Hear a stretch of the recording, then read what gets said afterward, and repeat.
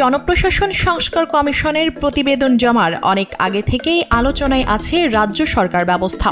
তরুণদের তর্কে, প্রবীণদের স্মৃতিচারণায় আর নীতি নির্ধারকদের আভাসে বারবার উঠে এসেছিল সেই রাজ্য সরকার ব্যবস্থা। কিন্তু বাংলাদেশি বা কতটুকু প্রস্তুত ক্ষমতার বিকেন্দ্রীকরণে? রাজধানী ঢাকার উপর অতিরিক্ত চাপ, আঞ্চলিক বৈষম্য এবং উদীয়মান অর্থনৈতিক শক্তি হিসেবে বাংলাদেশের অর্থনৈতিক বিকাশ সব মিলিয়ে নীতি নির্ধারকদের দাবি প্রদেশভিত্তিক সরকার ব্যবস্থা এখন সময়ের দাবি। রাজ্যভিত্তিক সরকার ব্যবস্থার রূপরেখা কেমন হবে? বিশ্বের কোন কোন দেশে এমন ব্যবস্থা প্রচলিত আছে আর কতটুকুই বা তাতে অগ্রগতি এসেছে? চলুন এক নজরে দেখে নেই। উন্নত বিশ্বের এই পদ্ধতির সফল উদাহরণ হল যুক্তরাষ্ট্র, জার্মানি আর কানাডা।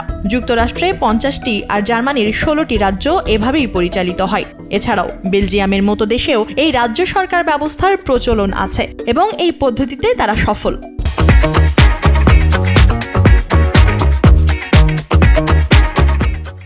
এই দেশগুলোতে কেন্দ্রীয় সরকার গুরুত্বপূর্ণ নীতিগুলো ঠিক করলেও আঞ্চলিক সরকার নিজেদের অঞ্চলের উন্নয়ন নিশ্চিতের দায়িত্ব পালন করেন। এ তো গেল বিদেশের কথা। বাংলাদেশের প্রেক্ষাপটে কেমন হতে পারে এই শাসন ব্যবস্থা? প্রশাসনিক ব্যবস্থার ক্ষমতা যদি ঢাকার বাইরে দিয়ে দেওয়া হয় তাহলে রক্ষা করা যাবে ভারসাম্য। চট্টগ্রাম, রাজশাহী, সিলেট বা খুলনার মতো বড় বড় শহরগুলো যদি সিদ্ধান্ত গ্রহণের সুযোগ পায় তবে তারা অঞ্চল ভিত্তিক সম্ভাবনা কাজে লাগাতে পারবে। ঢাকার উপর নির্ভরশীলতার কারণে যেসব ক্ষেত্রে দ্বিধাদ্বন্দ্বে ভুগতে হতো সেই সমস্যাগুলো কেটে যাবে। বেঁচে যাবে সময় আর অর্থ, কমে যাবে আমলাতান্ত্রিক জটিলতা। চাপ কমবে ঢাকার।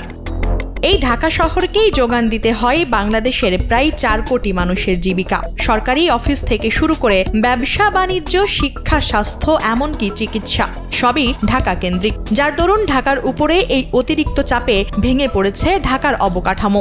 অকার্যকর হিসেবে আখ্যা পাচ্ছে বড় বড় শহরগুলো, আর ওই শহরগুলোর উন্নয়নও বাধাগ্রস্ত হচ্ছে। তাই বিশেষজ্ঞদের দাবি একমাত্র প্রশাসনিক কাঠামো ঢাকার বাইরে ছড়িয়ে দিলেই কেবল এই শহরের উপর চাপ কমবে এবং অন্যান্য শহরগুলোও অর্থনীতিতে ভূমিকা রাখার সুযোগ পাবে। কোন শহরে আছে কি সম্ভাবনা?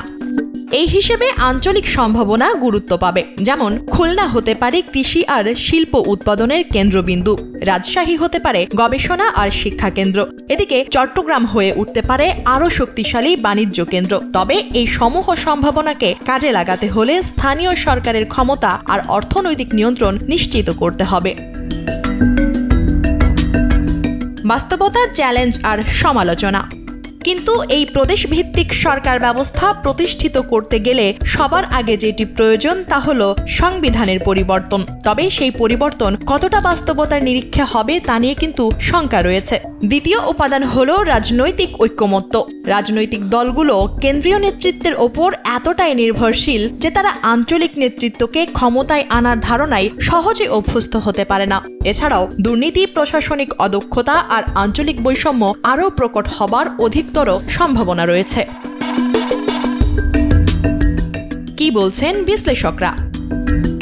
অধিকাংশেরই ধারণা শক্তিশালী স্থানীয় সরকার ব্যবস্থার অভাবে এই কাঠামো কার্যকর হতে পারবে না। তাদের মতে রাজ্য সরকার ব্যবস্থা বাংলাদেশে এক অবিস্মরণীয় পরিবর্তন আনতে পারলেও এদেশের রাজনৈতিক দলগুলোর সদিচ্ছার অভাব রয়েছে। এছাড়াও এই পদ্ধতিতে লাগবে দক্ষ প্রশাসনও। রাজ্য সরকার ব্যবস্থা শুধু প্রশাসনিক কাঠামোরই একটি পরিবর্তন নয়, বরং বিপ্লব পরবর্তী বাংলাদেশ পুনর্গঠনের এক অভিনব কৌশল। সারা দেশে সমান সুযোগ আর উন্নয়ন নিশ্চিত করতে এটি হতে পারে কার্যকরী সমাধান। তবে পথ তো সহজ নয়। পরিবর্তন আনতে হলে প্রয়োজন সকলের সম্মিলিত প্রচেষ্টার, দরকার সুদূর প্রসারী পরিকল্পনা। আজকের আলোচনা হতে পারে আগামী বাংলাদেশের ভিত্তি, কিন্তু এমন নয়া চ্যালেঞ্জ নিয়ে দেশকে বদলে দেওয়ার চেষ্টা করতে আমরা কতটা প্রস্তুত, সেই প্রশ্নও কিন্তু আসছে বিজ্ঞদের মুখে।